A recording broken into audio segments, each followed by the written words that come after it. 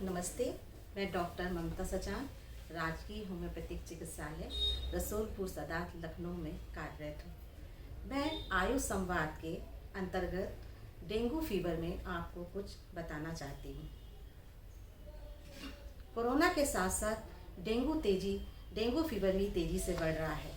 Dengue और corona दोनों ही शुरुआती लक्षण बुखार से शुरू होते हैं, इसलिए हम लोगों को बहुत कन्फ्यूज़न हो जाता है। डेंगू फीवर दुनिया के 128 देशों में फैला हुआ है।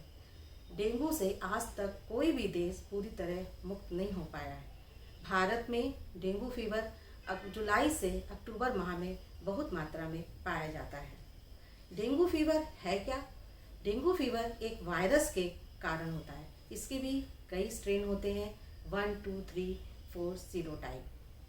आम भाषा में डेंगू फीवर को हम हड्डी तोड़ बुखार भी कहते हैं, क्योंकि इसमें शरीर और जोड़ों में बहुत दर्द होता है, इसलिए इसको हम हड्डी तोड़ बुखार भी कहते हैं। डेंगू फैलता कैसे है? डेंगू भी मलेरिया की तरह मच्छर के द्वारा फैलता है। जब इन मच्छरों को हम मेनली इसमें जो मुख्यतः मच्छर मादा एडिस एजिप्टी नामक मच्छर के काटने से होता है।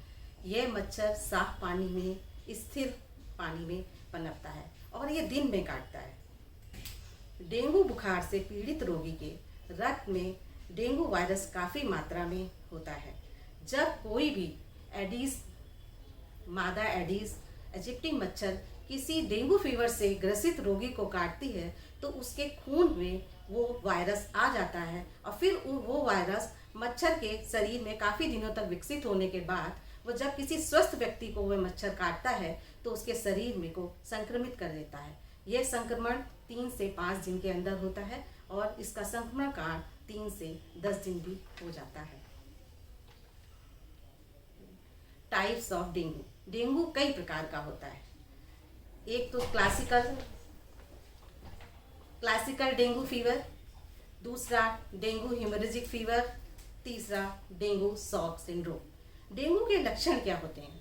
सबसे पहले डेंगू के लक्षण होते हैं ठंड लगने के साथ अचानक बहुत तेज बुखार चढ़ आता है, सिर में दर्द होता है, जोड़ों में मांसपेशियों में बहुत तेज दर्द होता है, आँखों के पिछले हिस्से में भी बहुत दर्द होता है, जो कि आँखों को हिलाने से या दबाने से और उसका दर्द बहुत ज़्यादा बढ़ जाता है। गले में, सीने में, पूरे शरीर में लाल गुलाबी रंग के चकत्ते भी प्रकट हो सकते हैं। तो सबसे पहला जो प्रकार है डेंगू का, साधारण डेंगू फीवर, ये इसमें ज़्यादा परेशान होने की ज़रूरत नहीं है, ये अपने आप भी चला जाता है। ये इसमें इस तरह के सिम्टम जो मैंने बताए वो प्रकट होते हैं, लेकिन थोड़ी देर अगर बॉडी की प्रतिरोधक क्षमता बहुत अच्छी है तो ये बुखार अपने आप भी चला जाता है। जो दूसरा है डेंगू हेमोरेजिक फीवर, इसके नाम से ही आपको पता चल रहा होगा कि हेमोरेजिक मतलब ब्लड, कहीं से भी रक्त का स्राव होता है, नाक से, मसूड़ों से और मल द्वार से रक्त का स्राव होने लगता है और इसमें काले और नीले रंग के चकत्ते भी प्रकट हो जाते हैं। ये काफ़ी खतरनाक हो सकता है यदि हम इसमें ध्यान न दें और तुरंत उपचार न करें। तीसरा हमारा डेंगू शॉक सिंड्रोम, DSS, ये बहुत ही घातक होता है, क्योंकि इसमें अचानक पल्स रेट, BP घटने लगता है और शरीर एकदम ठंडा पड़ जाता है। बुखार बहुत तेज़ रहता है, फिर भी हमारा शरीर की सारी स्किन एकदम ठंडी पड़ जाती है। इसके लिए हमको तुरंत उपचार करना चाहिए, नहीं तो रोगी की मृत्यु भी हो सकती है। अब डेंगू फीवर के लिए हमको कैसे पता चले कि डेंगू फीवर ही है, क्योंकि आजकल तो कोरोना भी बिल्कुल चरम सीमा पे पहुंचा है। तो इसके लिए हम इन्वेस्टिगेशन, जो रोगी से ग्रसित व्यक्ति होता है उसके लिए हम उसके खून की जाँच कराते हैं।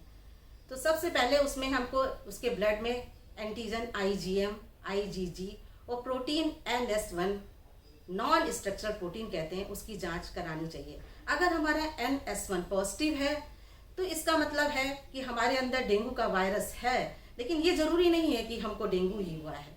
अगर IgG और IgM का हम जब कराते हैं, अगर IgG पॉजिटिव होता है तो इससे हमको पता चलता है कि हमारे अंदर डेंगू हो चुका है। इसके अलावा हमको ये भी ध्यान रखना चाहिए कि प्लेटलेट्स और PCV का भी हमको बहुत ज़्यादा ध्यान रखना चाहिए। PCV का मतलब होता है पैक्ड सेल वॉल्यूम। ये हमारे ब्लड में RBCs की प्रतिशत को बताता है। एक हमारे स्वस्थ व्यक्ति में RBC का पैक्ड सेल वॉल्यूम जो स्वस्थ मेल पर्सन है उसमें 45% होना चाहिए और जो स्वस्थ फीमेल पर्सन है उनमें 40% होना चाहिए। यदि ये पीसीवी बढ़ता है इसका मतलब होता है कि रक्त गाढ़ा हो रहा है। रक्त गाढ़ा हो रहा है इसका मतलब कि घातक सिद्ध हो रहा है।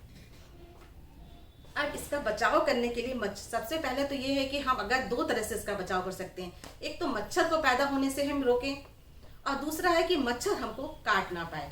तो मच्छर को पैदा होने से रोकने के लिए हम सभी लोग जानते हैं सरकार द्वारा गाइडलाइंस भी जगह जगह पे, टीवी पे, न्यूज़ चैनल्स में, पेपर में बताया जाता है कि खुले जगह पे पानी को हम लोग इकट्ठा ना करने दें।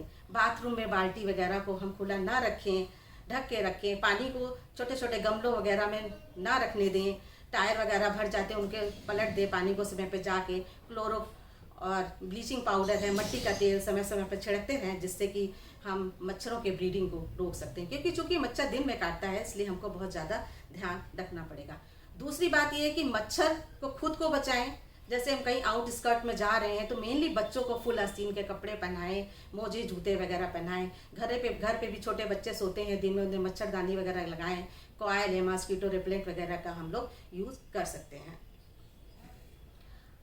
अब चूंकि हम होम्योपैथिक से जुड़े हैं तो इसमें होम्योपैथिक का हम सभी लोग जानते हैं कि होम्योपैथिक रोग को नहीं ठीक करती है, रोगी को ठीक करती है। इसलिए हम होम्योपैथी पे बहुत ज़्यादा होम्योपैथी की दवाई का प्रयोग करके डेंगू फीवर से बहुत हद तक बचा जा सकता है। तो सबसे पहली दवा है जैसे हम लोग यूज़ करते हैं यूपोटोरियम पर्फ 200 शक्ति में। अगर हम लगातार इसको 3 दिन तक दें तो इसके बचाव और उपचार दोनों ही कारगर रहता है। इसके अलावा हमारे पास जेलसीमियम, रस्टॉक्स, ब्राइनिया, चाइना, फेरमफॉस, हमामिलिस आदि बहुत सारी दवाएं जिनको लक्षणों के आधार पे हम रोगी को दे सकते हैं और काफ़ी हद तक बचा सकता है। अगर हम इन सब चीज़ों का ध्यान रखेंगे तो डेंगू फीवर से बहुत हद तक बचे रहेंगे। नमस्कार, धन्यवाद।